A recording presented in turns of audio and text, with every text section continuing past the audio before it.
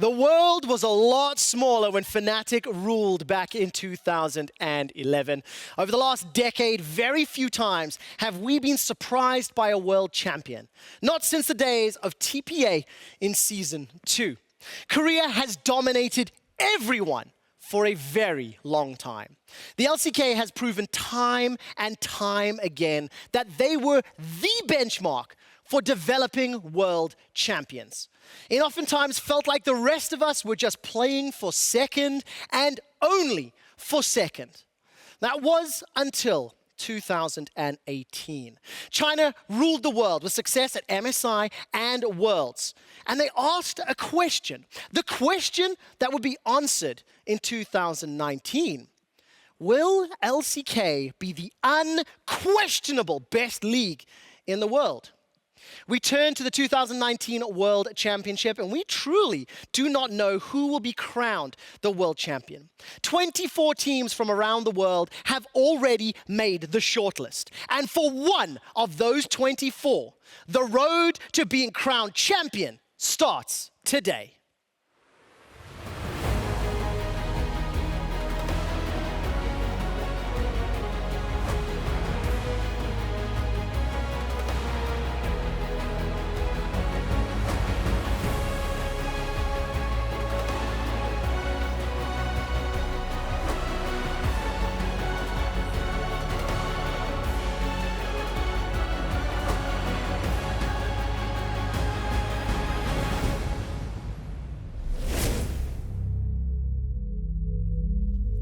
And welcome, ladies and gentlemen, to the World's Group Draw Show. In 30 minutes, we will be starting the draws for two stages of Worlds, the play-in stage and then the group stage. I'm Quickshot, joined by Ender, Vedius, and Froskurin.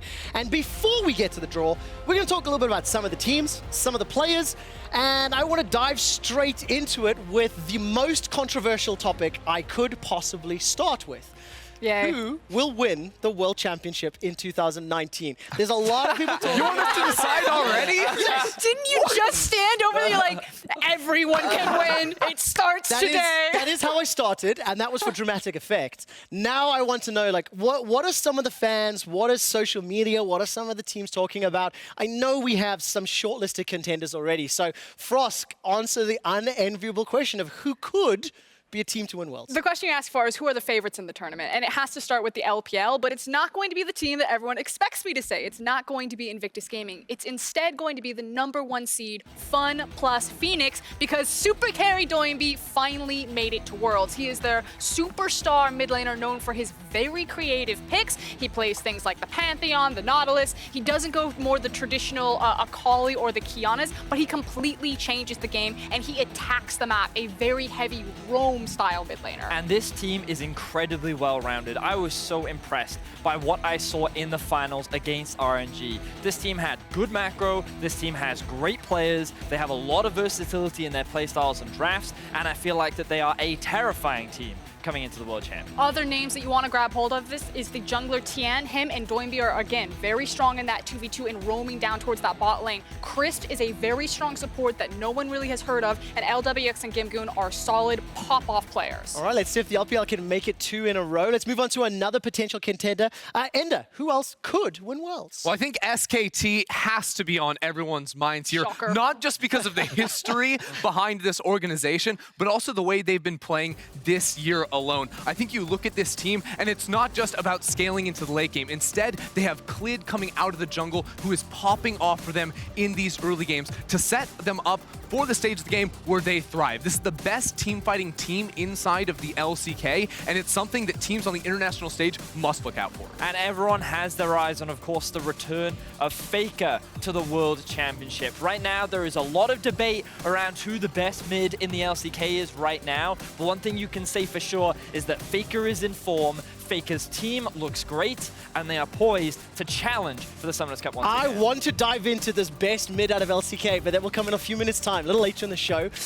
Why is G2 also on the shortlist, Vidius, as a potential favorite to win while Worlds? It's cute to have all these other favorites, Quickshot, obviously we have to talk about the actual best team in the world when it comes to G2. And people will be like, can you really say that? I can, because they are reigning MSI champions. They're going into Worlds as current international champions, and all eyes eyes are on them. Now, if you base it off their most recent performance, things probably don't look that great. We saw sloppy play, we saw some mechanical mishaps, but everyone knows, especially the European fans, the peak that this team can perform at. They seem to have the aggression of LPL teams combined with the calm and coolness of LCK teams, and they are a threat that you have to respect coming into Worlds. Look, this is the most stacked roster that Europe has ever sent to Worlds. Top to bottom, they won the All-Pro team in every single position here in Europe, and they talk a big game online. They back it up with their incredible play on the Rift. I think it's the conversation of, in the same way that we're rating SKT so highly as favorites for the tournament, it was really their playoffs that clinched it for them, whereas their regular split was very shaky, especially early on. G2 are almost kind of the inverse of that. They managed to lift the title. The playoffs were very shaky, but their regular split was so damn dominant. So it's about the longevity of both these teams, which is why they're both on this list. It's really, really exciting. And one of the goals that we have for this pre-show before the groups draw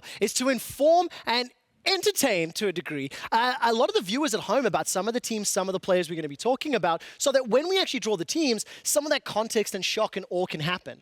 Let's talk about some of the teams that could cause problems for the favorites, right? Let's talk about some of the teams that will show up on the international stage that could knock out a favorite or a dark horse to win the whole thing. I'm going to jump in early, quick shot. I have become a huge Damwon fanboy. We know over the Vedius. offseason. I love this team. They are big. I mean, the reason is because I call them a G2 Light. This team is fast, they are aggressive, they get in your face, and they are full of young, hot-blooded talent that is some of the best in Korea. What happens And when they actually beat G2 then? I mean, I'm gonna cry, but I'm also gonna be excited because this team, to me, just looks fantastic. They're fast, they're efficient, and they are what I define as opportunistic. And if you make a small misstep, they will not be afraid to pounce on it. And I think this is so unconventional from what we have so commonly seen for so long from the LCK region.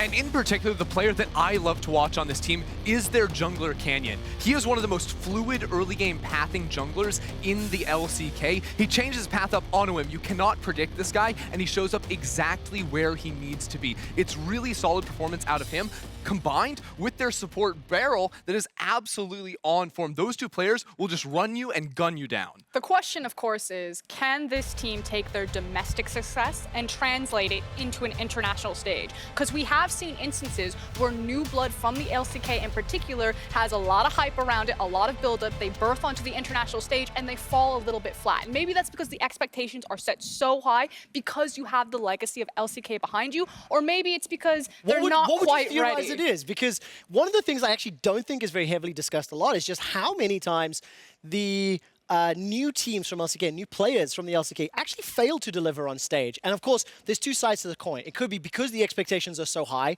Hey, look, they still did well, just not versus the expectations. You know, like Vedius, how well will these new kids do knowing they're also going to be in the play-in stage for the first time ever? The LCK third seed's going through play-ins. Well, I think that the play-ins will do a lot of benefit for a team like Damwon as well. Give them time to play against teams that we typically don't expect to challenge the likes of, especially the caliber of players that are on this roster. It'll get them used to playing on a different stage, playing in a different environment, but for how long the World Championship is, the different kind of stress that you have to undergo. It is a brand new experience, and we've seen many new rosters come to this stage and struggle over the extended pressure. So do I think Damwon are one of the teams to take the Summoners Cup home? No, but I do think that given the potential on this roster, they can really cause some damage and create a lot of chaos that people don't expect. Okay, let's give you another suggestion. I know we have one other team, and I'm looking at this, and you guys are saying Cloud9 are going to be one of these other teams. Ender? Yeah, I mean, Cloud9, if you look at it historically, out of North America, it's always Cloud9 that shows up on the international stage, even though they don't always come in as the region's first seed. I think a lot of this comes down to very strong fundamentals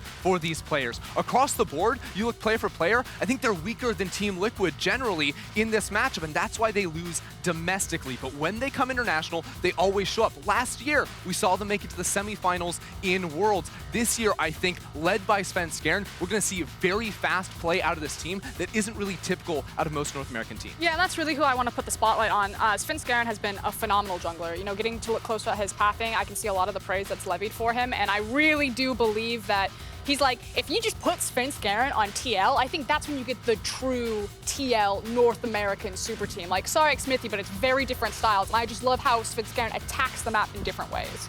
what sort of pressure is now on Svenskeren and Cloud9? Because there's so much pressure. I feel like that when you look at this roster, just naturally having the name Cloud9, you default are expected to go to Worlds if you're a North American fan, and then on top of that, you're expected to perform. This team consistently makes it out of the group stages, and groups that they should not get out of, they always end up doing it, and it is always surprising in how they do it. And again, it's what my two colleagues were saying, that they have good fundamentals, and there's always a player that stands out. And I think that right now, the player that's standing out is Svenskeren, and I think that he will challenge the best junglers in the world. Depending on your age, either the Exodia comp or the Voltron comp, depending on whatever show you prefer. Look, we don't have enough time to dive into every single. I mean, exactly every single. It's not Power Rangers either, but we'll we don't have enough time to dive into every single team and every single player. Of course, we do have a 20-minute countdown till the draw show. So I want to move us on and talk about some of the players. And one of the ways that I'd like to do this is let's take a look at which region is sending the most stacked individual lane. Okay, so we're going to go top through support. I want to know which region has the best representatives. And let's start in the top lane. And Frosk, I want you to tell me why China is sending us the best top laners in the world. Get the pictures on screen because you have to look at these three names. Remember the name. The Shy, I think G2 in particular have that one implanted on them when they Never forget that. Gimgoon from FPX. This guy was formerly on Zenix Storm. He went over to the LPL, kind of washed between a bunch of teams, has always been a standout, but never really got his opportunity. A Korean import alongside Doinby. Now it's him and Doinby that are really leading the charge for very powerful solo laners. And then Long X. This guy was formerly known as Xiao Al. And if you're an LPL hardcore fan, you saw this coming from a mile away. Everyone knew that Xiao Al was going to be a massive standout in that top lane. Now with his new name swap and taking over for RNG's Let Me, RNG no longer have the same weakness that undid them in 2018, which was failing solo laners. Xiao, who is popping off, and Long X is a big deal. Now, what about North America in terms of competition in the top lane? I think of Impact. I think of Huni coming back to play on European soil. Licorice as well, who showed up. It's interesting because that's not what I would have thought. A lot of people would be like, what about LCK's top laners? What about? But you're right. When you think about the quality of top laners that are coming from North America, they've proven themselves internationally. Every single one of them. See, that's the thing. Think of every North American team that's played on an international stage in the last 2 years. There's been more discussion about the respective top laners and how they've done good or not than many other roles. So it's just the one that comes to mind the most. Yeah, I think actually if you look at the whole of North America and which lane is strongest coming out of that region, I do think it is the top lane. The history of both Impact winning a world championship as well as Huni with his time on Fnatic, going to the finals on SKT as well, now returning back to North America, as well as Licorice, who was the sort of unknown quantity going into last year's world championship. He showed up and looked very, very strong. So as far as roles go, I do think top lane is where NA is. But I still think that LPL kind of takes the cake. Oh, definitely. While I do acknowledge that you're right, there's a pretty big gap. There's a debate to be had between those two regions. I do think that when it comes to top lane talent right now, LPL does have the edge for me. Now, one of the things that's quite fun is as we go through the rest of these lanes, there was a lot of discussion and debate, especially amongst the three of you, around how to determine some of them. But junglers, this was a pretty clear winner. Super easy. Where we go. Without a shadow of a doubt, it is LCK for jungler. Canyon, Tarzan, and Clid have spent this year redefining expectations for the LCK. This is a region that's always known for playing slower, playing a more controlled style of jungle, but all three players on your screen right now pop off in the early game. Canyon's fluid early game pathing, Tarzan's ability to have huge impacts in the game, and Clid's ability to get his team ahead in every single game that they play cannot be undersold. And what's nuts is just how stacked the jungle position is at this tournament. You look at the LEC representatives, the fact that we're sending our top three junglers in Xerxes, Broxa, and Jankos. We just gave all of that praise to Svenskeren. Xmithie has also proven himself on an international stage. So it's like the fact that Canyon, Tarzan, and Clid stand so much head and shoulders above a very stacked field is why Korea seems so very terrifying at this tournament. There's so much fear in your voice. So much fear in your voice. All right, so jungle, clean and clear. I really wanted EU to win the midsection. I just don't think that we can. There's two rookies. It's Nemesis and Timid. It was never going to happen. EU mids is an old narrative, Trevor. What if the two rookies do show up and pop off, then maybe retroactively we will remember this discussion. We're not there yet. So Ender, who's winning mid and why? Well, I mean, I think we got to look towards the LCK one more time. You start off that conversation conversation because Faker is showing up, and he looked so good towards the end of this LCK split, but also two newer players to the international audience in Showmaker and Chovy. The conversation at LCK was actually which of these players is actually the best in mid lane. It was not a clear-cut Faker among lots of analysts because both these two young players have shown up so much. I mean, even today, I was having a heavy debate with Jizuke around who the best mid laner in the LCK was. I'm like, it's Chovy, and he's like, it's Faker. And that just goes to show how stacked the mid lane pool is, because there is so much debate, and it's not even like Faker is playing poorly. Faker is in form, and you have two other mid laners that are coming alongside him that are, if not in more form than he is. So it's terrifying to think the caliber that is coming out from LCK in terms of their mid-jungle duos. And it's going to be fascinating to see whether or not they are capable of showing up on international stage, because again, we talk about rookies, there are young and new players from the LCK for the first time on this international and world stage. And given that we have evidence to show that they don't always show up in playoffs, the world stage should in theory be a bigger audience. So will they actually show up in this situation? And I think that's just like the cherry on top. Because when you're looking at this, you really have to take in the whole collective, because there'll usually be like at least one or two standouts of every position, but then it's kind of like the third one that lets you down, and so you just grab what's stronger. It's the fact that in this LCK lineup, you have the cherry on top of the standout, that high ceiling of the greatest player of all time, and then you have the well-roundedness of also Chovy and Showmaker. Oh, I love it. You guys have to jump on Twitter, tweet at LOL Esports, and tell us whether or not Faker is still the best mid laner in Korea. We are still talking about each of the lanes. We are talking about the teams or the regions that are sending multiple teams to the group stage. And now I'm going to move us on to the bot lane and where we find a winner, and we don't have a clear-cut winner this time. People are going to get angry. It is crazy. Okay. When we sat down in the room to do this, this one was definitely the most contentious. And I think that there are fair arguments for either side of this one for probably three but which reasons. sides, Frost? Okay, let's start with the LEC bot laners. So you have the representatives of Perkz, Rekkles, and Kobbe. And I think the big defining argument for why the LEC would be sending the three best collective bot laners is in the fact that it's bot lane. It's not ADC, it's not marksman, it's the fact that you're going to have Garen Yuumi flying down there, you're going to have your traditional ADCs, and you're going to have your Syndras. The fact of how they've revolutionized the meta down there, I think is what's really defining, as well as having international pop-off performances. When Rekkles meets Uzi, he gets dumpstered, but when Rekkles met Jackie Love, he put him in the dumpster. So you still haven't given me where your answer is. You've given me multiple considerations, Vivenius. So for me, I was edging a little bit more towards Europe initially, but then I watched the FPX final, and now I'm a little bit more towards the LPL representatives. But I do think that it is a debate on your preference, because I think that everyone can agree Perkz, Rekkles coming out from Europe, and JackeyLove plus Uzi from LPL are probably two of the standouts. But LWX and Kobbe can be up for debate. And it's very much around LWX is this aggressive, in-your-face, very... strong laner. Yeah, strong laner. Whereas Kobbe is a lot more about playing for his team and much more in the team fight aspect. Yeah. So which one do you value more and which one do you rate higher? And if you ask anyone about Kobbe before 2019, they would tell you, oh, he's consistent. He's a good AD carry, but in 2019, he has been trying to prove himself. It started in spring when he was voted on the first All-Pro team here in Europe. Everyone said he was the best bot laner in the LEC, and now he has led Splyce to another final. Since 2016, it's been a long time, but it has been championed through him and his incredible team fighting. And it was the fact that Kobbe really planted his feet and said, you know, not today. He was a clutch performing member for Splyce in multiple high-pressure situations, and even though Rekkles and Perkz did get the better of him in most matchups, he was still incredibly impressive. So it's about, what do you weight? Do you weight the team fighting and the consistency and the scaling of Kobbe? I'm going to weight it on what shows up in the world's meta. I will say this, though. When you take an LWX and Chris, I do think that FPX have a significantly stronger 2v2 bot lane than Splyce. But that's not what we're talking about. We're just going individual laners.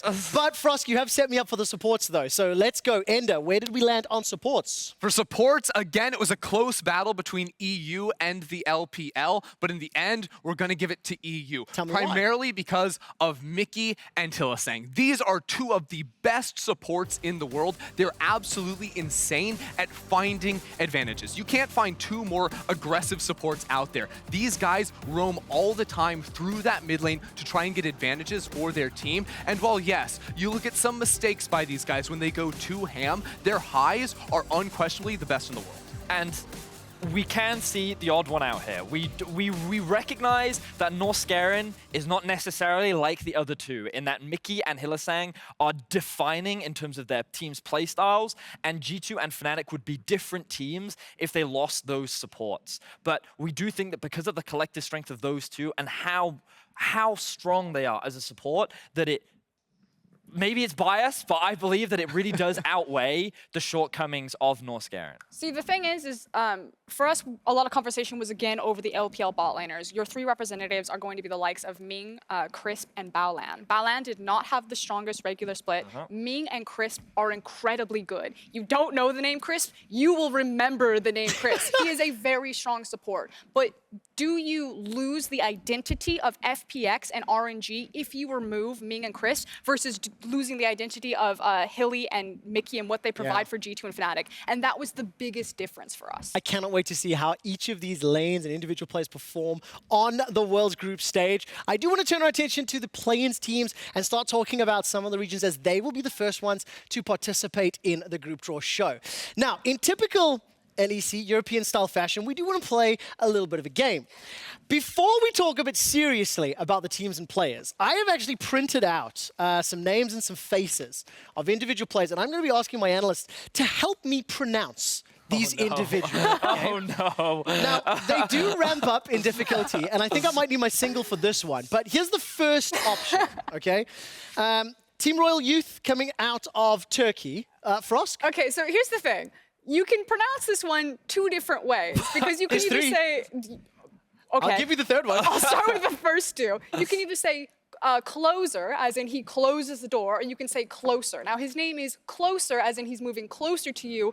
I don't know what the third one is. I thought the third one could have been C Loser. Moving on. Let's see the next one. All right, Isurus Gaming. All right, Isurus Gaming. Let's try this one. Wait a second, that's not a player, that's a product. That's Bugax. It's a spray deodorant. It's about yay big. Here you can sort of spray it like that, get it all over your body because this thing, it doubles as an insect repellent. So not only do you smell good, but you also get rid of all those bugs. You know what they say about bugs? No bugs. That's good. Right, moving on. I think it's Bugax. I don't No! What is it? I'm pretty sure it's Also, like boo. we are just having a little bit of fun with this. We do actually have pronunciation But it's guidelines. also, We don't need them right it now. stems from a long history of mispronouncing player names. What about No. It's short. Bird? Is it not Bert? That's Bert. Legendary. It's short. Oh, It's short sorry, for no, Albert. There's a second T, so it's Bertie. My apologies. Bertie. Birdie, short for Alberti. Legendary superstar ADC of Flamin' Joe's. Shout out to Bertie. All right, this one is for Frosk and only for Frosk.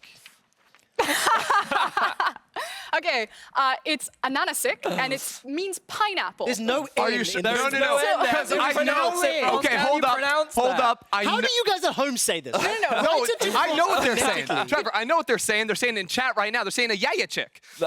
Yeah, you chick. So the capital, he has capital H's. They're all capitals here, but yeah, they're not correct. Sorry. Because it looks like the N.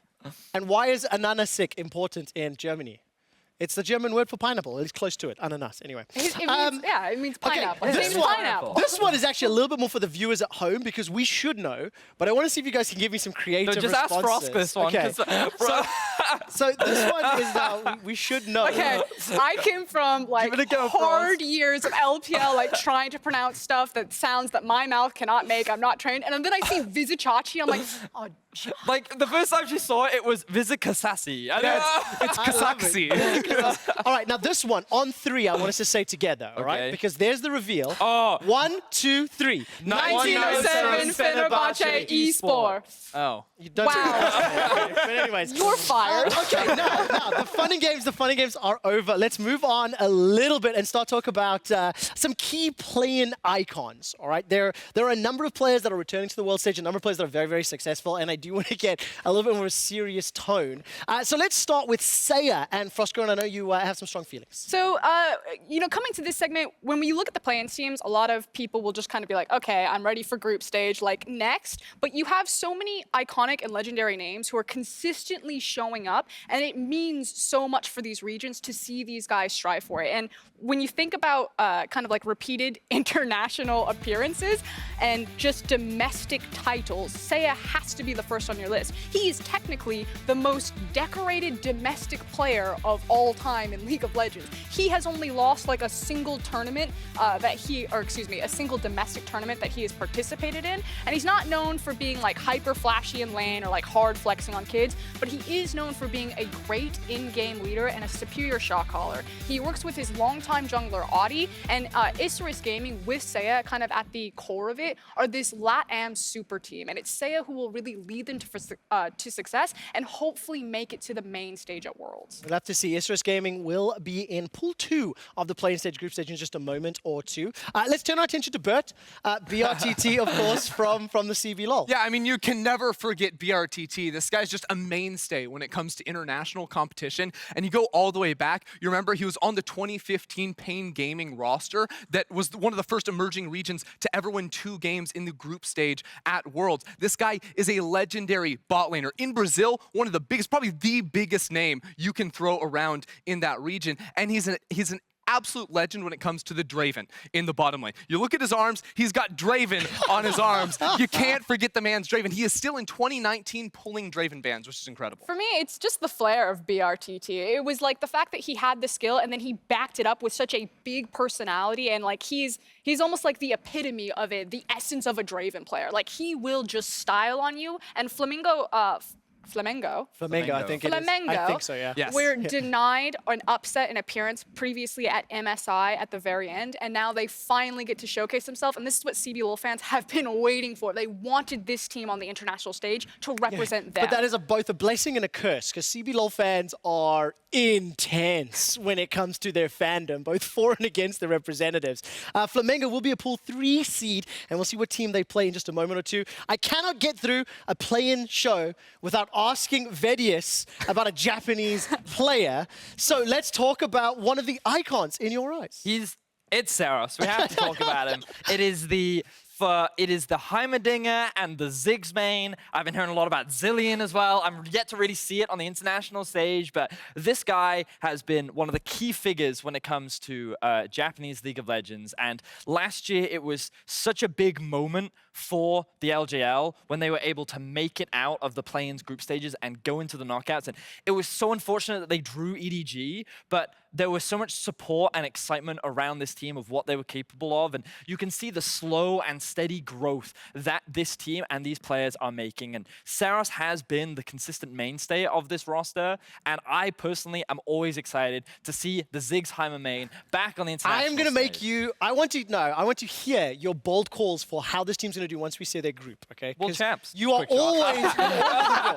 The next one I'm actually going to jump on as well, because Unicorns of Love moved over to Russia, or they started a team. Edward is back at Worlds. Unicorns of Love are playing at Worlds for the first time ever.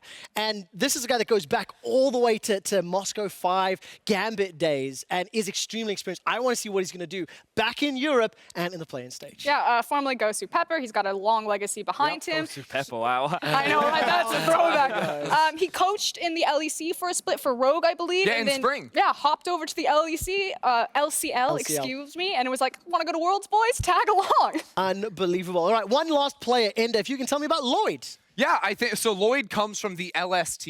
This guy goes way back too. 2015, he was playing at Worlds for the Bangkok Titans, and he's just been through it all for this team. You look back to just last year, he also qualified for Worlds. The interesting thing about Lloyd, though, is that every year it seems like he flips between positions. He's playing jungle early on, now he's playing ADC. You remember last year at Worlds, he was a jungler. This year at MSI, he's back again. He's an ADC. Now at Worlds, he's a jungler again. So he literally just flips his role for his team so that they can go to these international events and hope to impress even more. How scary is it, Vedius, just before we get to the draw, that Damwon Gaming and LCK Rep is in the play-in stage for the first time ever? I mean, it's pretty scary for these teams. But it's also a great opportunity to showcase what you're capable of because, again, remember, Damwon is a lot of young players playing for the first time on an international stage, and regardless, they are still representing the LCK. So if these play-ins teams are able to showcase a good performance against the likes of Damwon, it will give them a massive confidence boost and give them an opportunity to really make a name for themselves on the international. And absolutely will. Thank you guys so much. We're 10 seconds away from the draw. Just as a reminder, the play-in stage will be drawn, as will the group stage. Immediately after, I'll be back with the analysts to discuss the results of the 2019 World Championship group draw.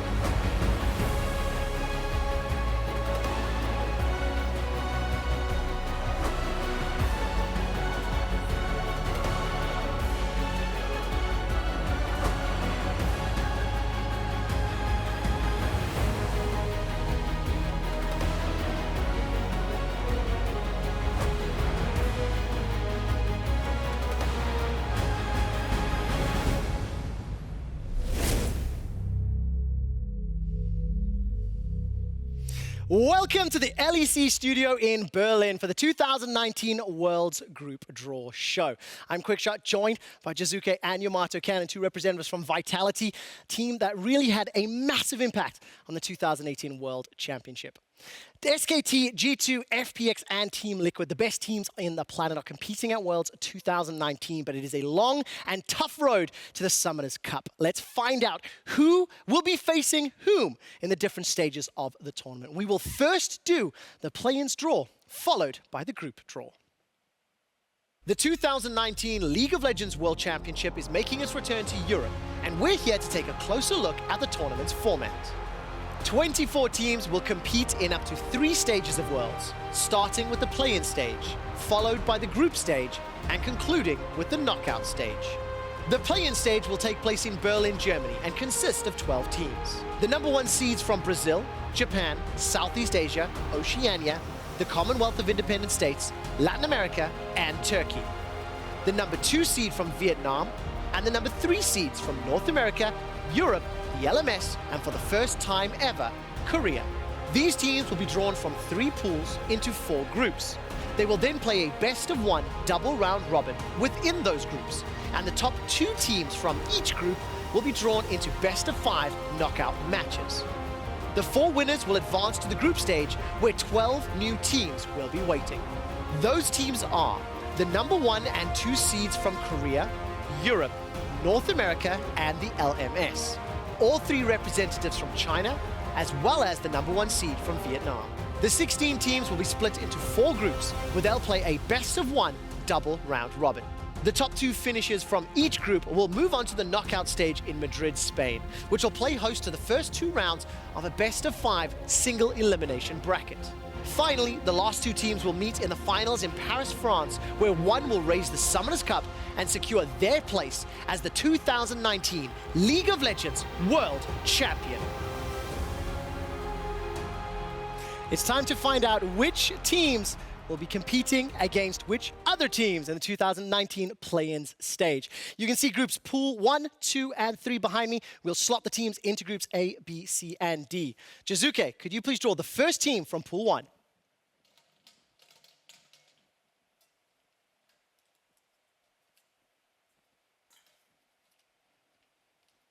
And the first representative is Clutch Gaming. the LCS, Clutch Gaiman ran through historic pillars TSM and CLG to star in this play-ins rodeo. And Huni is coming home, European fans, and he's bringing Tanner time. Homegrown talent, Damonte is bringing trust back to NA mid laners with just as much to prove at this event. This team is a hungry one for skirmishes and for Rift Herald.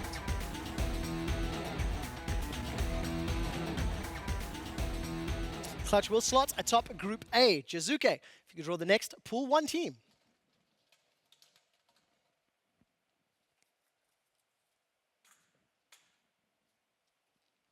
The next representative from Europe, it is Splyce. Slow and steady, Splyce finally returned to the international stage after 3 years, helmed by star marksman Kobe. The odd one out from the other European representatives, Splyce are bringing a bunch of fresh faces to the international stage, including rising star Humanoid, EU Midsman.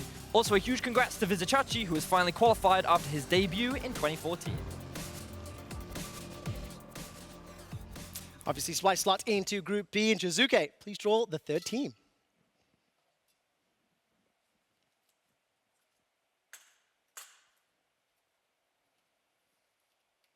And it is, of course, Hong Kong Attitude that will sit atop Group C. After a disappointing collapse of the LMS in 2018, the 3 LMS representatives are hungry to regain respect in international discussion. The key player is Mission, who has since returned to the squad that traded him away to help lead them back to the international stage after the 2017 appearance. He's teamed up with the familiar face Crash, and while once competitors are now the first line of attack in proving the LMS is here to play.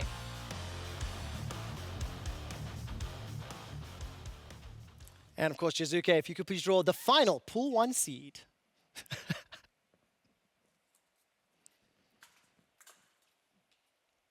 And Damwon Gaming from the LCK for the first time, Pool 1 in the top of Group D.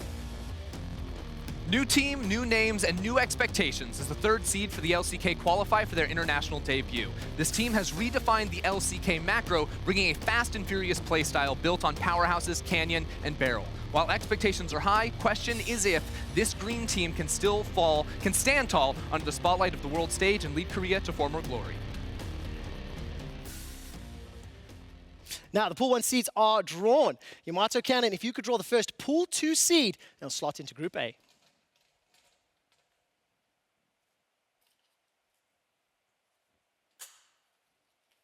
And it is, of course, the Unicorns of Love. Former EU fan favorites, the Unicorns of Love were reborn in the LCL to much success, finishing 2nd in the regular season before taking playoffs by storm.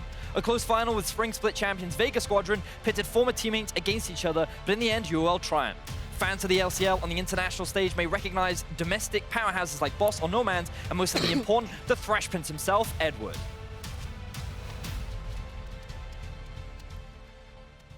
Yamato Cannon, if you could draw the next Pool 2 seed.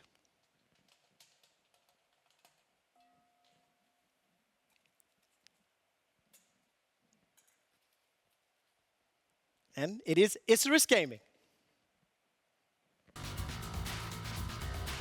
The super team of LatAm, Isurus Gaming, are built around legendary mid laner and the most decorated domestic player, Seiya. With his partner in crime of 4 years, Audi, this team revolves around mid-jungle pressure to beat you on the map. This iteration of the roster might be Seiya's best chance to finally make it to the group stage, and the one that LatAm have been waiting for.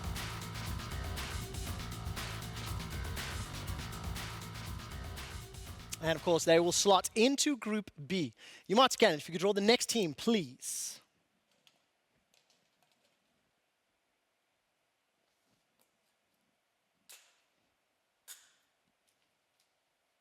And it is Low-Key Esports.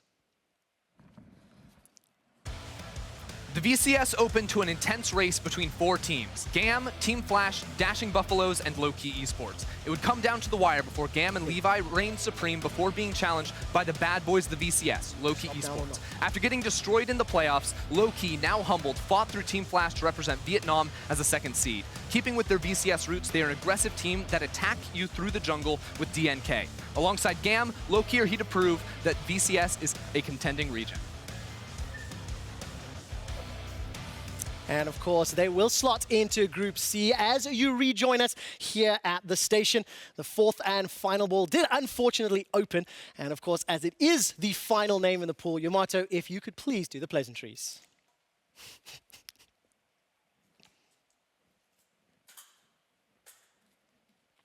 And it is Royal Youth. Taking down fan favorites Supermassive, Royal Youth are a collection of nobodies that defied expectation to become somebodies. Centered around LCK veteran Pilot, Royal Youth excel in hard-engaged teamfight compositions and went the distance due to pop-off performances from their jungler Closer.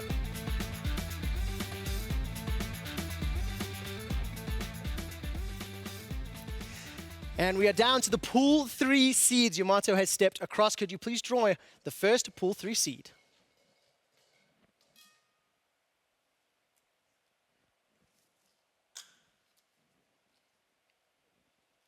And of course, it is Mammoth. Newcomers to the international stage, Mammoth only formed in Split 2 of 2018 before revitalizing their entire roster at the start of 2019. After a disappointing 5th place finish in Split 1, Mammoth were dominant in Split 2 playoffs, not losing a single game on their way to the title. Their mix of Triple, King, and Destiny's international experience with first-time competitors Fudge and Bopip could be exactly what the OPL needs. And Mammoth joined Group A alongside Unicorns of Love and Clutch. Yamato, the next team, please.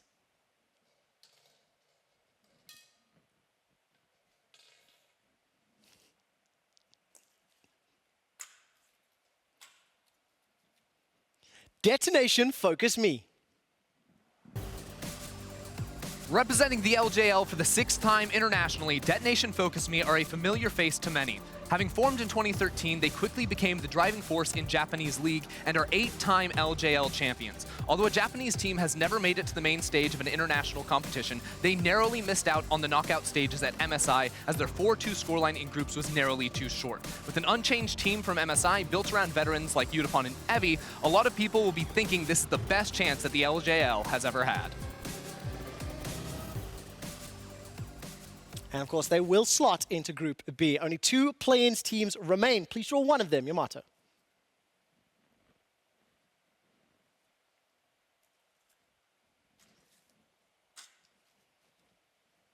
And it is Mega.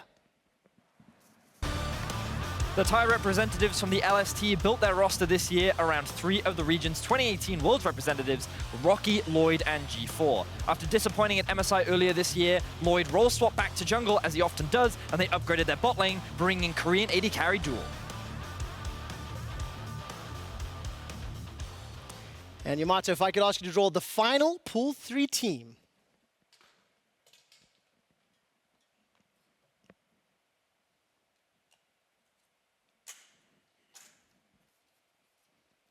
And it is Flamengo Esports. After joining CBLOL in 2018, they made the finals. In their first 2 splits, only to be upset in both of those series 3-2. This summer, they managed to win their first Game 5 in a final to qualify for their international debut. This team is led by Brazilian icon BRTT and will lean on him to carry them the distance. BRTT and Flamengo are looking to remind the world of the CBLOL of old. And with that final draw, the 4 groups for the play-in stage have now been locked in. We will reset the stage and prepare for the 2019 World Championship Group Stage draw.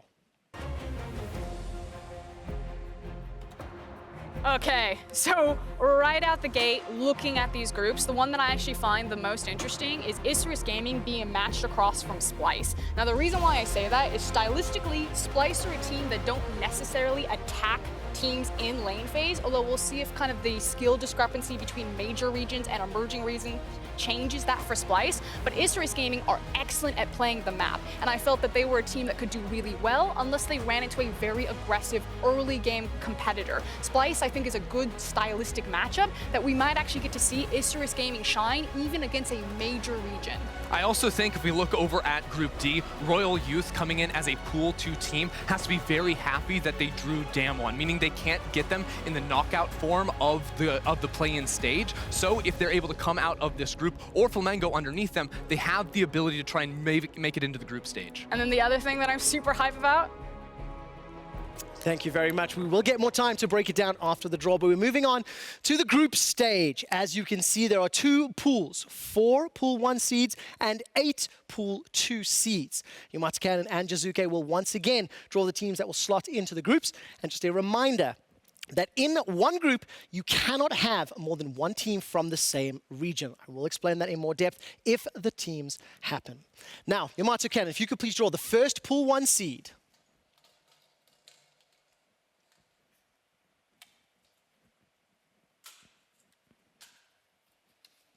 G2 Esports.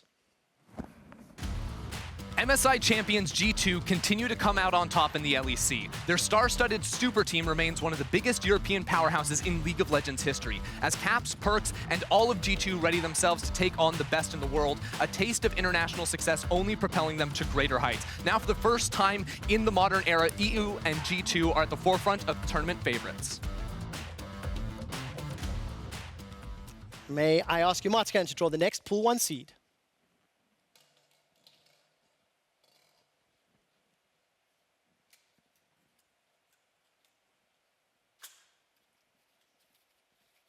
It is FunPlus Phoenix.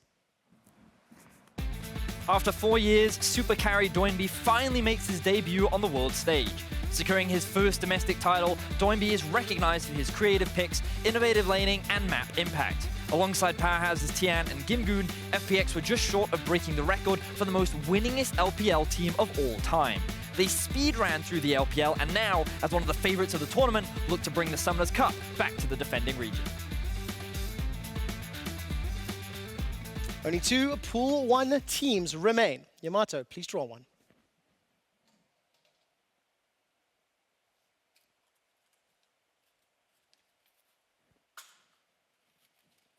And it is SK Telecom.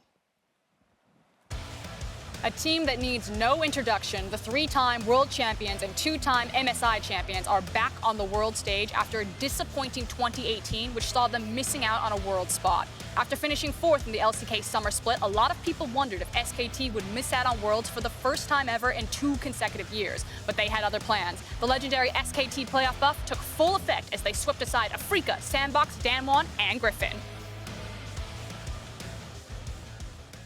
And of course, SKT slots into Group C. Yamato, if you could draw the final team.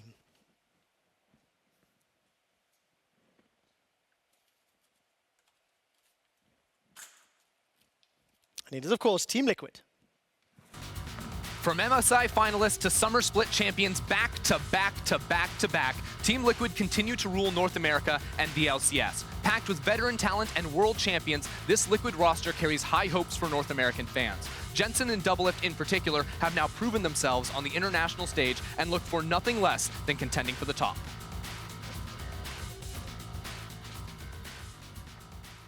Let the fun begin as I ask Jiizuke to draw the first Pool 2 seed.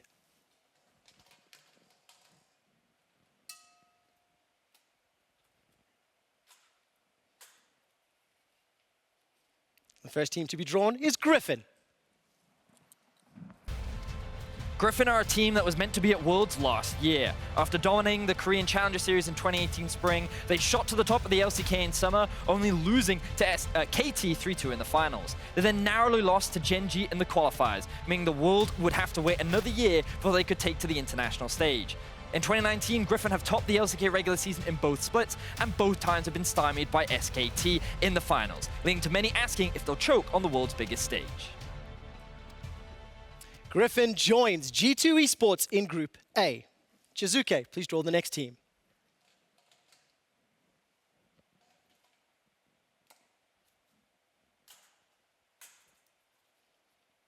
It is J-Team. Always second to big names AHQ and especially the Flash Wolves, J-Team were finally able to convert regular split success to playoff victory, securing their title and finally birthing Fofo to world stage. A staple of the region, Fofo often stood in the shadow of Maple, but now gets to show the world he's been the true power of the LMS, and through his roaming map playstyle, wants to bring respect back to the region.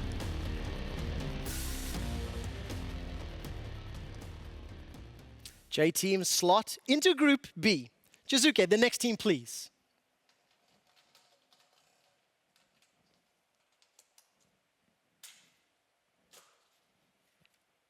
It is Fnatic.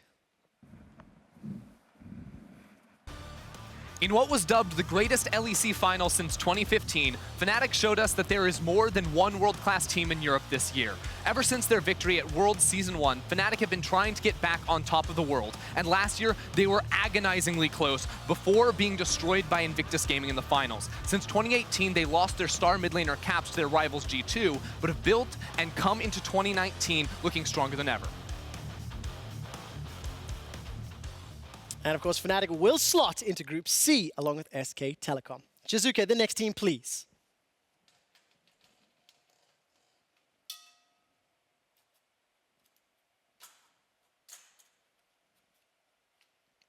It is Cloud9. Often seen as a meme team, Cloud9 continue to show up on the international stage. They have made every World since 2013, and after making North America's furthest ever run in 2018 by beating Afrika in the quarterfinals, Cloud9 will want to prove they can go one better this year. With Sneaky now holding the record for most Worlds appearances at 7 in a row, all eyes will be on him alongside LCS Summer Split MVP Svenskeren to continue Cloud9's international legacy. As Group D already contains a representative from the LCS, Cloud9 will move to the next eligible group, meaning Group A, along with Griffin and G2. Jizuke, the next team, please.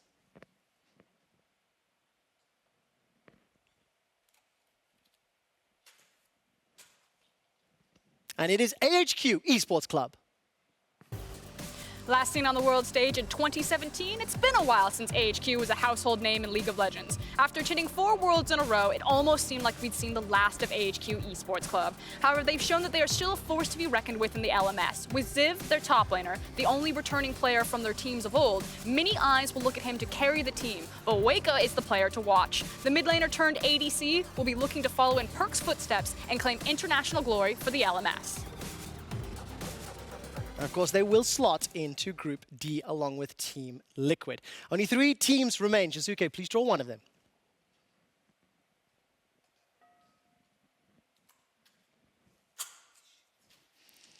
It is Royal Never Give Up. Legendary RNG returned to the world stage after collapsing in semifinals just last year in their year. All the familiar faces are joining them with just the newest addition of Long X to the top lane. But no discussion about RNG is complete without mentioning their superstar ADC Uzi. And guess what? This is still the Uzi show. And once again, as an LPL representative already sits in Group B, RNG will join Group C and conclude that with SK Telecom and Fnatic. 2 teams left. Jizuke, please draw one.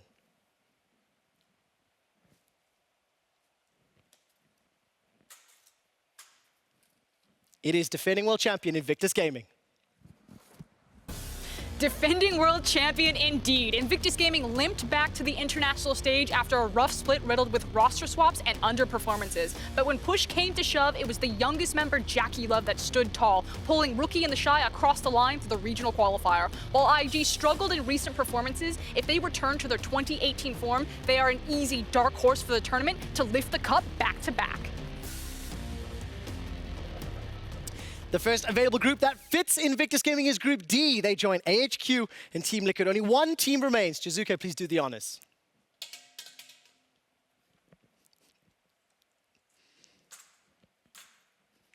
And it is GAM Esports. GAM Esports, formerly known as the Gigabyte Marines, exploded onto the world stage in 2017 after taking TSM to 5 games at the MSI qualifiers. In the same year, they took games off of Fnatic and Immortals at Worlds, playing fast-paced, kill-heavy League of Legends. Since then, they have struggled to keep up the pace, but the return of Zeros and Levi to the lineup, they dominated the VCS Summer Playoffs, not losing a single game. This year, representing the VCS are a direct seed into the main stage. GAM Esports are likely to cause some upsets once again. And of course, GAM take the final spot in Group B, joining J-Team and Fun plus Phoenix. That does conclude the group draw for now. I would like to thank you, Martikainen and Jizuke. Stay with us as we will be discussing the groups and asking the question, which one is truly the group of death? Well, I think we can answer think that we can answer real right now. quick shot. Group C looks absolutely killer. SKT, Someone check on Fnatic. RNG, it doesn't get any more brutal than I that. thought Yamato and Jizuke are supposed to be helping Europe out. What is this? Now, I will say that Group D, Team Liquid having Invictus Gaming, who are looking pretty weak and who they dismantled at MSI. That's true. And also AHQ. I think NA is feeling pretty good for TL. I think they're good. popping out of that group, no problem. I'm still trying to, like, Europe, they're not super happy. No, hear me out though. G2, they dodged GAM Esports, so they're That looking is good. true. They also dodged an LPL team, which is arguably one of the teams that would give them the most potential problems. So stylistically, I think EU fans can be pretty excited about G2. NA fans can definitely be excited about TL. Fnatic fans, maybe a little more worried. I just think that Group A is also, frankly, I think the most interesting because depending on what Griffin's performance looks like, A, you're going to see G2 versus Griffin. Yeah. Everyone wants that.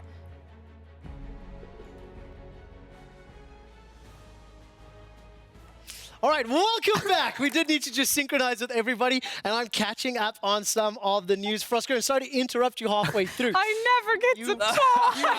You just had 14 minutes of opportunity, so I find that disingenuous. Oh, my I word. do apologize. I actually missed all of the conversation as we moved up. So Group C, clearly the group of death.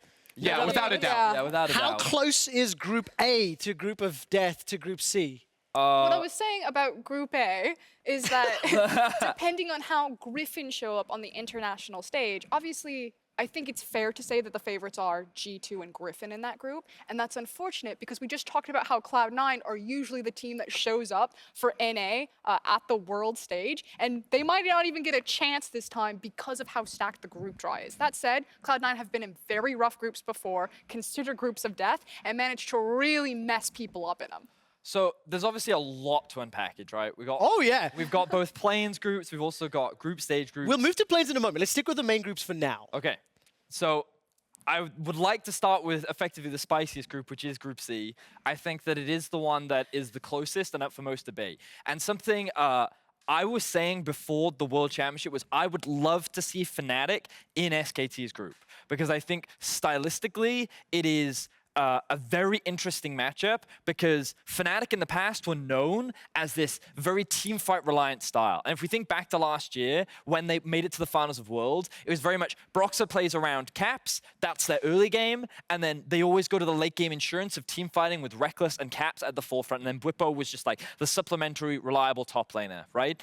Now they've evolved their play style to being a lot more like G2, and they're very free-flowing, they're very much about playing towards side lanes, they take advantage of globals, and they attack. What you haven't told me is, will Fnatic beat SKT? Yeah, I'm getting to that. And my point is, yeah, I'm getting to that. My point is that their style is very different. So in the past, I would have said Fnatic is just a worse version of SKT, but now I think they are very different. And I think that there is real possibility for upsets to happen here because of how different they play. So you mean SKT could be Fnatic? That would be the upset?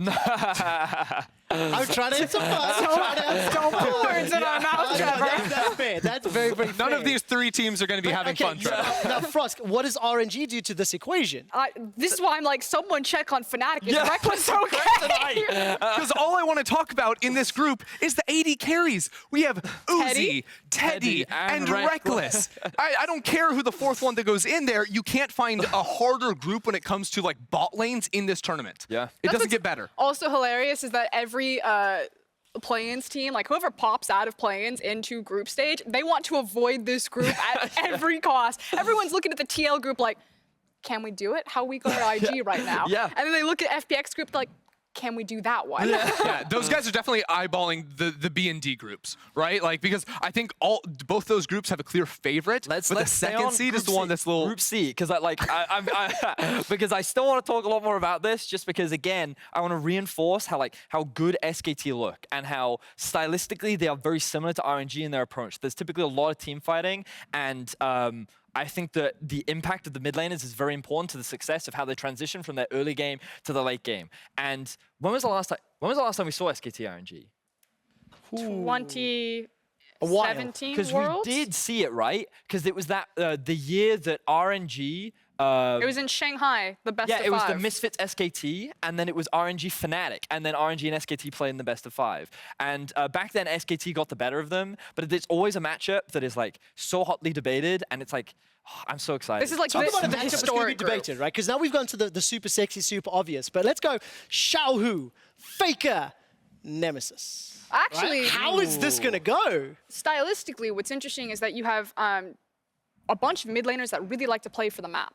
Now, Yeah. Faker is known for his ability not only to play for lane, but also play for map. Nemesis is a very heavy roaming mid laner, usually Fnatic put a lot of players there to gain priority, and then they pick him up. His Twisted Fate, of course, and like getting out to those side lanes. So while you do have like really cool names like Faker and Xiaohu, for one, I'm just very excited because Xiaohu's actually on performance again, particularly with things like his Zoe, and then Faker was also on performance in the back half of playoffs. So if we do get a 1v1, that's cool. But I actually think this is mostly about who gets out to their side lane first. Who gets to Teddy, Reckless, and Uzi first? Yeah, because bot lane's the sexiest role in this Yes, group it by is. far, but I think it comes down to mid laners and jungles. We talk about the roaming of these mid laners, but also think Broxah Clid, really strong early game junglers. Fnatic love to snowball their games. Karsa, a very smart jungler that's like one of the best inside of the LPL. So again, this is another very strong group when it comes to jungles, and when we talk about influencing these side lanes, it's going to start in the mid lane. It's going to start getting that lead and then transitioning that into other areas on the map, and the team with the best mid jungle 2v2, I think, is the one that comes out on top. Oh, I can't wait to see this. We do have to talk about a lot of teams and a lot of groups, so I want to move us on from the very crystal clear group of death, and let's turn to the second most interesting one in my eyes. G2, Griffin, and Cloud9. What are our expectations? All three of these teams popped up in our pre-show in the build-up, and we were talking quite highly of Cloud9. There are some question marks around Griffin on the international stage, and we get to see what G2 does in group stage. You know, do they drop games? Do they come in firing on all cylinders? So the way I look at this group, right, is that they can't have Clutch, Splice, or Damwon if we assume that they're the favorites from the play-ins in their group, which means that HKA is pretty much the only team that can join this group. Now, depending on how HKA perform, you can see how there's actually a world where Cloud9, even though on paper you might not put them as favorites to get out of this group, there's a world that they get out of this. Largely because it depends on what kind of Griffin shows up. Everyone knows that pound for pound, Griffin probably has better players than Cloud9, right? Like, everyone knows the talent that exists on this Griffin roster, and everyone can see that there is potential, but we've been talking about potential for this team for like the last 2 years. Yes. And Griffin has been disappointing, especially when it comes to most important matchups. Now, obviously in the regular season, they always dominate. And if you want to equate regular season to group stages, there's an argument that exists there, but the reality is, how does Griffin perform in a completely new environment on an international stage? And the one thing you can be sure of is that Svenskeren is on form, and Cloud9, even though they don't individually have the best players, they took TL to 5 games, and they have the ability to challenge some of the best. So I think that this group is a lot more controversial than first meets the eye. Just before I throw to Frosk, as a reminder, of course, you can't have two teams from the same region in the same group. So when Vedius was talking about, you know, Damwon, Clutch not being able to make it in here, that's why that works. Frosk, take on the group. I think if we're looking at kind of positional stylistic matchups, you have very clear dominant bot lanes in Perks and Mickey, and then Viper and Lahans. Yep. And then you're looking at Sneaky and Zazel. Do I say it right? Yeah. Yes. Yeah. Every time I look at his name written, I'm like, oh, that's really hard for me to read. How do you pronounce that?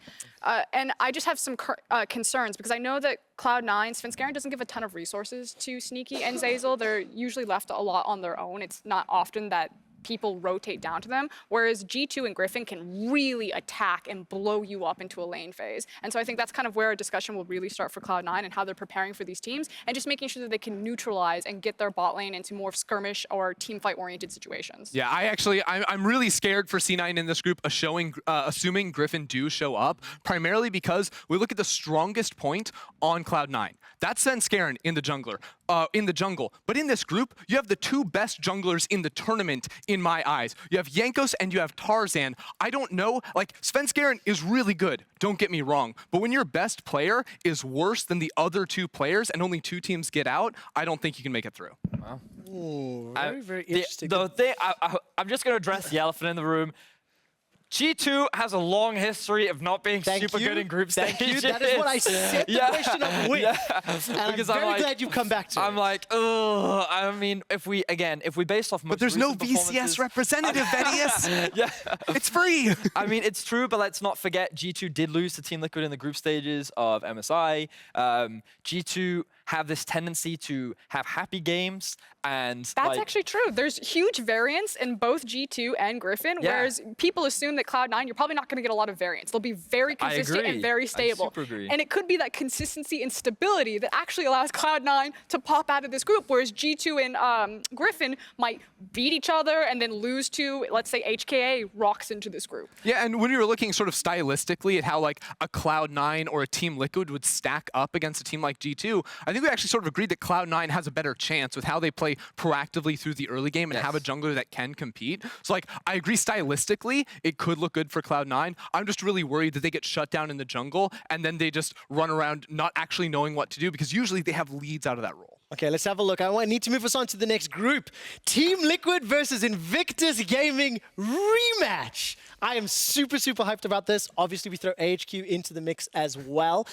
Ender, TLIG, what do you think of this one? Well, this is probably the best group that Team Liquid could ask for, if we're being honest. You have AHQ, which, you know, is a little bit of an unknown quantity, but I think TL can be very confident in that matchup with the roster they've put together. And you have an Invictus Gaming that was slumping all split long. Like, they only turned it on towards the end here, and even then, we have some questions with their volatility game to game. So Team Liquid come into this as a relatively consistent team coming out of North America with very strong players across the board. They should definitely make it out of this group.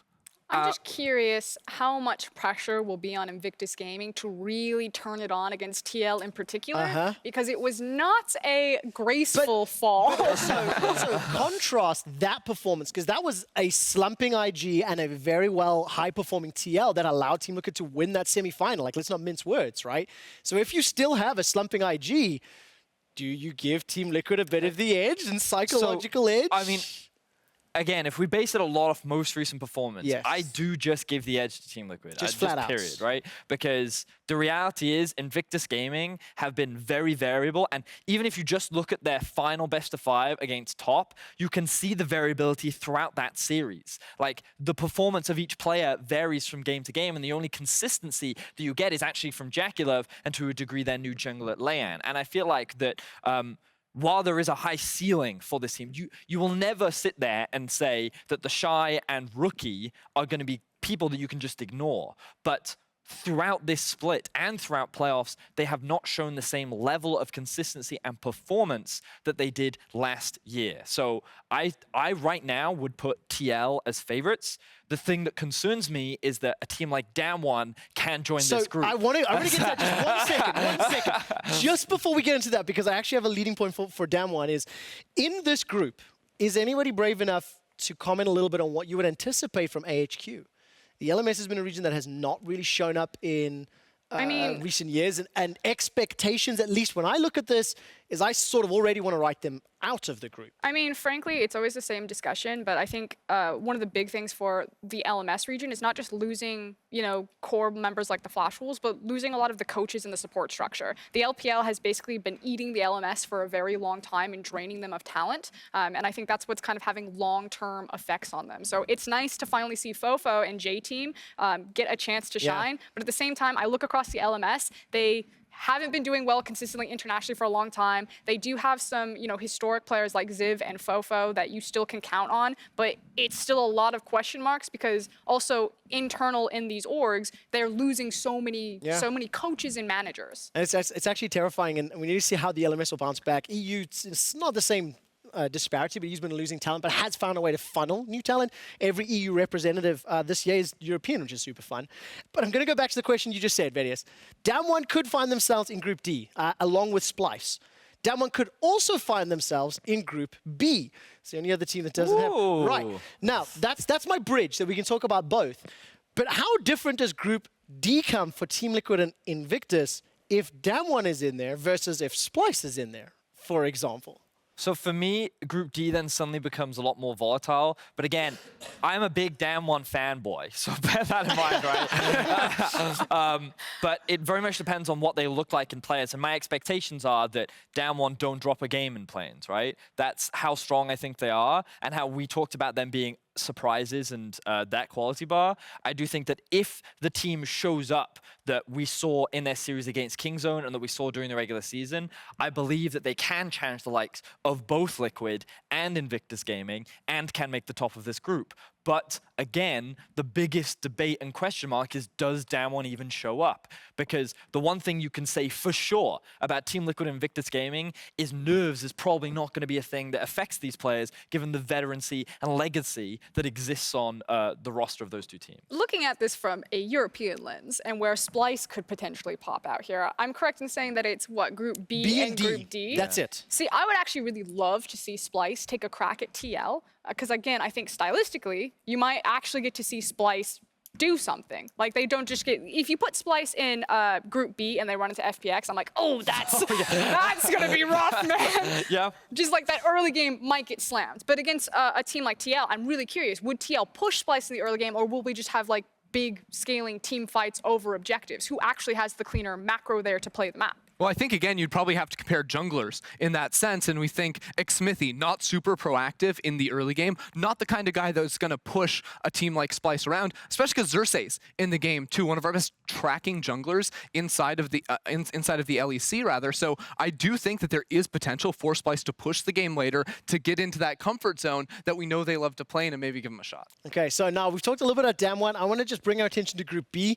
One of the other things we haven't touched on just yet, Clutch Gaming could be drafted into either Group B or Group C. There's no NA representatives, right? So let's keep that in mind. If Clutch get pulled into SKT, Fnatic, and RNG, that feels real bad. But then I get super hyped about the top lane Yeah, matchups. Huni gets revenge against Yes. SKT and Fnatic. Thank you, right? Like, then I get super, super hyped. But that is like the smallest sub-story in the bigger That's like picture. the only good thing about Clutch getting drafted in that group. But I will say, and I feel really strongly that Clutch is the equivalent of what Vitality was last year, and that expectations are very low. I think people can be pretty realistic about what to expect from this team, but if they do just play their game, which is put Huni on a carry, go hard in terms of skirmishing and draft team fighting. Do you think any carry? Because I've seen them put Huni on many carries, and many times I've gone, ooh, that was a bold move. I mean, I based on what I saw in his recent performance, yeah, we will ignore the Lucian and the Cassiopeia. That's the point I was getting But my to. point is, like, again, I'm trying to set the expectation that no one is looking at Clutch and saying that they should get out of these groups, right? But you can look at Clutch and say that there is potential in their playstyle to create chaos, anarchy, and ruin people's days. And if you do not respect them, Huni is a world-class player. Yeah. You don't just get to brush them under the radar and say that they're not going to do anything, because in the same vein of Vitality last year, if you disrespect the team, then they have ways that they can upset you. If they make it into Group C with RNG, it was Vitality that had that tiebreaker game with RNG. Maybe it's written in the stars. Let's touch on Group B before we move on to the play-in stages. FunPlus, Phoenix, J-Team, as well as GAM Esports. I mean, FunPlus have to be pretty happy with this draft, but we also maybe don't really get to see them tested to the max until that knockout stage, depending on who joins them, because Damwon could be drafted into this group, as could Clutch, as could Splyce. I think it's really fair to say that if teams can slot into Group B, they really want to be in Group B, because there's just so many question marks about GAM, formerly Gigabyte Marines, and J-Team, or the LMS in general, and how they'll actually perform at a high end. I do really want to see FPX versus the VCS, though, just because think of how fast that game will be. I just want to see Captain Levi showing his worth in those games. You know, the guy that they put the Nocturne on, the funnel Nocturne way back in the day. That team had so many unique strategies. Before any team was willing to try and pull them out, it was always GAM leading the charge and using them to find those upset wins. It was one of like the first emerging region teams to really just take the world by storm. I can hear Yamato's voice in the back of my head saying, play your style. Yes. This team lived and breathed that concept. And let's not forget that depending on which, like if Splyce go in this group, stylistically, GAM and FPX both have a good shot against them. Like, they're fast, they're high action. This is the style that Splyce typically struggle with when they have no control over the mid game. And so there's a world in which GAM could actually make it out of group stages and go into the best of fives. And not only would that be a massive deal for the VCS, but GAM having Levi rejoin the team and get them to the knockout stage. It would just be such a fantastic opportunity for them. And so this group could be quite volatile. I mean, it will be volatile. And of course, all of this is theorizing that the favorites from playing stage win, Yes. right? This is Yes, assuming no upsets happen, and we will get to that in a moment or two. I have one more question for the panel before we move into the play-in group stage. What if Fun plus Phoenix do not obliterate this group stage? What does this do for expectation setting for a team that is on the shortlist as a frontrunner to win Worlds? Like, just assume that they have difficulties with J-Team and GAM.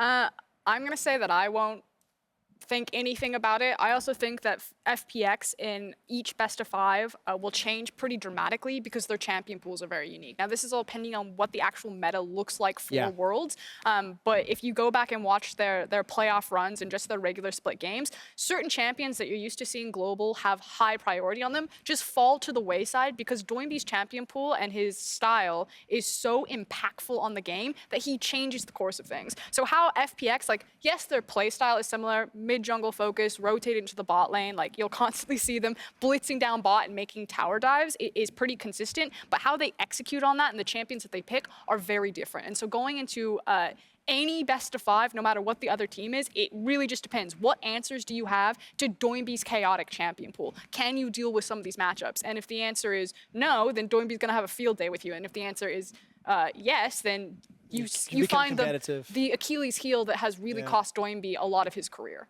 All right, very interested to see how that plays out. Let's turn our attention to play-ins groups. As we've already alluded to, I actually didn't get these written down, so I will have to catch up in a moment. There are 4 groups of 3 teams. The top 2 will advance to a best-of-5 stage, and 4 of those winners will then be slotted into the groups behind us. So once we get the play-ins up on stage, pretty clear that we are pretty heavily biased towards Clutch, Damwon, Hong Kong Attitude, and Splyce. So the question I'd like to maybe come to towards the end of this segment, who's the most likely to get upset and maybe not make it? This is kind of tangential because this also is true for the main stage where you have GAM and J-Team in the same group, and you now have Hong Kong Attitude and Low-Key Esports in the same group. So you have both the LMS and the VCS representatives. And this could be the world where you finally see the shift of power, where the VCS finally rise up, tear down the LMS, who are kind of just hanging on to that major region status, and say, no, no, no, no, we are the more powerful region. We are the region now, instead of talking about the LMS, that you need to be talking about the VCS. And I think there's 2 different opportunities in both play-ins to kind of like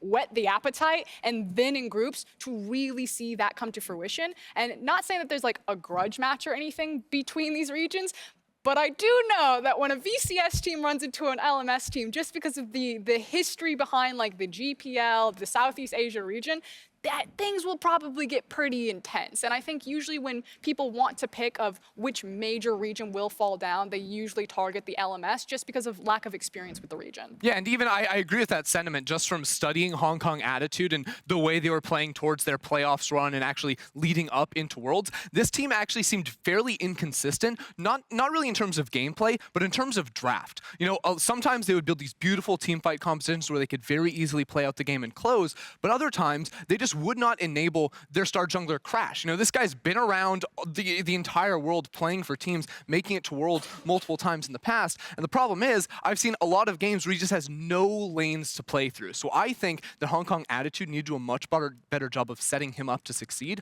Otherwise, I agree, Low-Key definitely has the ability to try and upset them and take first. And kind of focusing on Low-Key and kind of their players to watch and who they are from the VCS. Now, it was a really tight race in the VCS between the Dashing Buffaloes, formerly PVB, Team Flash, GAM Esports, and then Low-Key Esports. And people were trying to figure out who was actually going to be the best team in the VCS. And it was Low-Key kind of in the very end that slipped over Flash or Team Flash after GAM just destroyed them in playoffs. Now, they are considered a fairly cocky team. There was a bit of controversy, a bit of trash talk between them and GAM, and I think GAM really humbled them and put them in their place. But they really love to attack in the jungle. And I think that's what I've been really focused on when I watch low-key esports, is their jungler D and K, because not a lot of the emerging regions attack through the jungle. They usually rely on like just a player disparity in like a mid lane or an ADC or something like that. It's kind of slow games. They roll up with their ADC,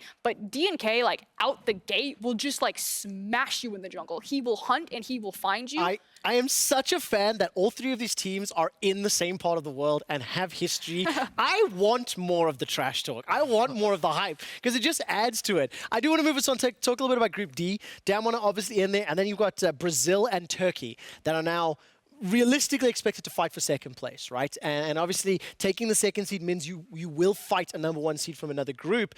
Damwon, what is it like for the teams facing Damwon in this group? I mean, this is the worst possible situation for you. It does feel like these other two teams, Royal Youth and Flamengo, are now playing for second place in this group. And for me, it comes down to the head-to-head between those two teams, because I think it's really hard to write off Damwon. Sure, they're young players. Maybe they look shaky. But at the end of the day, there's so much talent in that lineup that they should be emerging from this group in first place. And then it comes down to, as I said, the head-to-head between these two teams. And for me specifically, I did a lot of research looking into Flamengo, you know, the BRTT legendary player for them. But this team, I feel like they struggle when it comes to like split-second decision making. They have very good fundamentals, and when the game is slow and they can control the game very well, that's when they look really, really strong. But a team like Royal Youth that maybe come in, give them a little bit of fire, make them think on the fly, that's when they make these errors that you don't usually expect to see from a team that, when everything's going right, it looks so calm. Players to watch on Royal Youth are their AD carry Pilot, formerly of the Jin Air Green Wings, so that name should recognize or resonate with people. I know, he's like, I get another chance at them.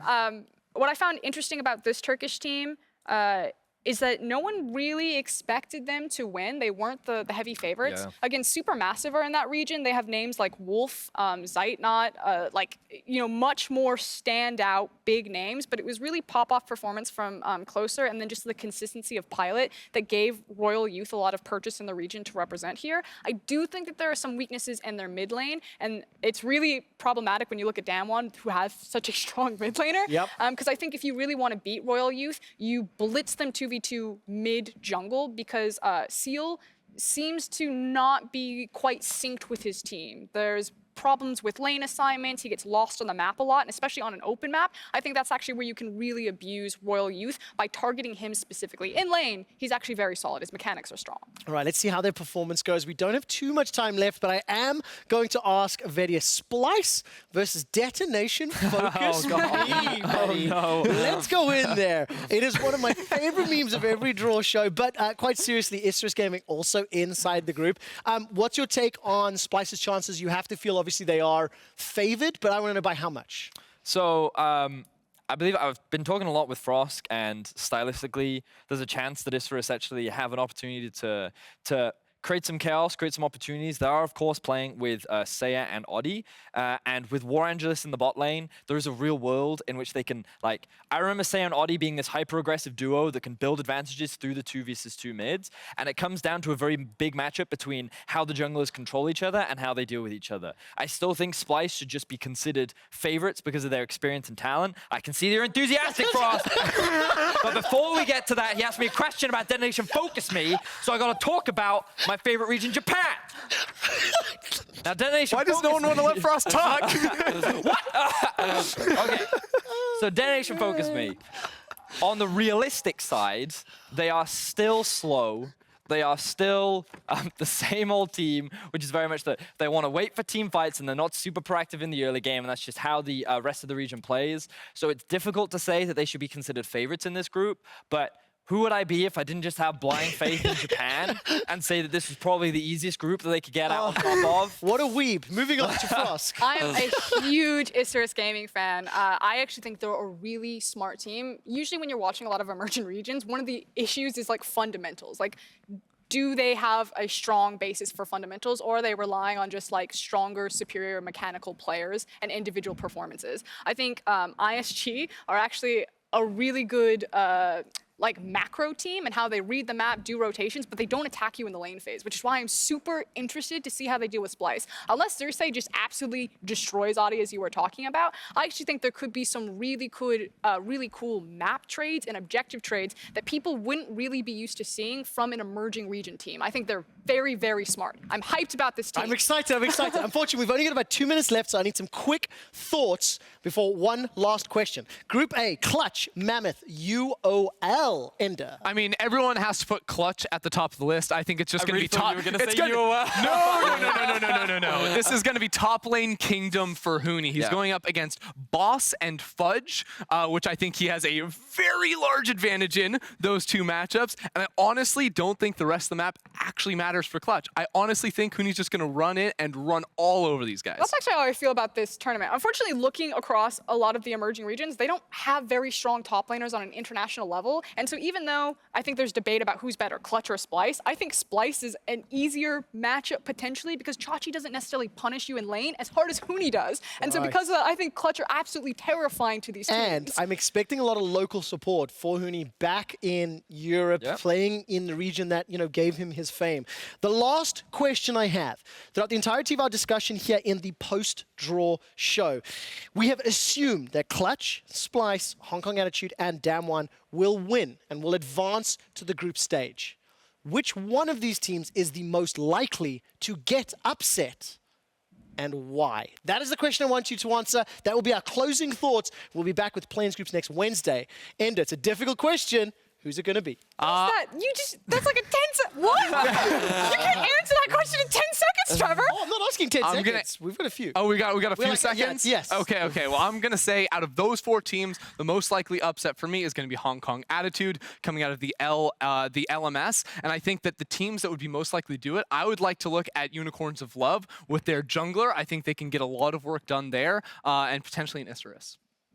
I'm in agreement with Ender. I also liked a lot of what Frost was saying about low-key. There's a world in which that they may even be able to upset and finish first in the group, forcing Hong Kong Attitude to play against one of the other favorites, three. That are definitely making it. Yeah. And then in that situation, there's a real difficulty for them. So like when I compare the other groups, it's unlikely to me that Splyce, Clutch, and Damwon are to be upset in the groups, whereas I could see it for HK. Okay, final thoughts, Frost. I actually think it's Splyce, and I think it's specifically if they run into the VCS representative. Again, I think stylistically, it's a pain for Splyce, and I don't think that, again, a lot of these emerging regions are missing kind of key, strong, standout top laners, but Chachi doesn't necessarily punish in lane. And if you just keep throwing a jungler at him, I think you can survive that. Well, there you go. And that's what low-key like to do. So if it's a Splyce low-key best of 5, I actually think that's the most likely upset. That is exactly what I was hoping to hear, and we'll see whether or not those Not a fan of matchups EU, come. Trevor? Yeah, you hate Splyce apparently. I love things that we can Unbelievable. reference. I'm not an anti-Splyce person. I love references and statements that we can come back to when the play-ins group stage begins. The full world schedule will be released later today. I'd like to say goodbye from my analysts, from my Vitality representatives that help draw the play-ins and the group stage. And we will see you next Wednesday for the 2019 World Championship. Get out of here.